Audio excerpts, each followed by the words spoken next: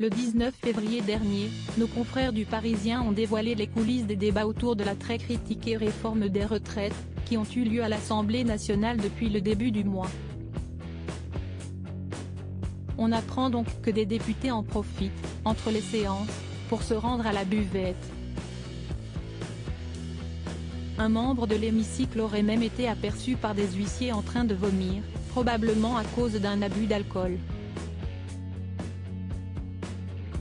Les insultes fusent entre les députés et des bagarres auraient même éclaté, à plusieurs reprises. Invité de l'émission Le Face à Face, diffusée sur BFM TV et RMC, ce mercredi 22 février, Fabien Roussel a été interrogé sur le sujet. « Vous avez constaté ça ?» a demandé Apolline de Malherbe au député de la NUP. « Sincèrement, non.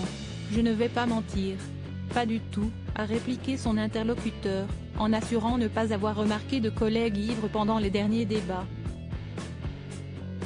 « Je ne vais pas dire que ça n'a pas existé.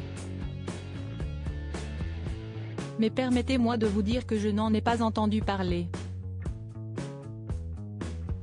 Je ne l'ai pas vu, je ne l'ai pas constaté », a affirmé celui qui a passé du temps dans l'hémicycle ou suivi les débats depuis son bureau. Supérieur à Roussel, Le Maire, Bachelot, Presses. Découvrez ces politiques qui ont surpris, ou choqué, en 2022 un député prêt à faire un constat d'huissier sur ses consommations. Vous n'étiez pas à la buvette ?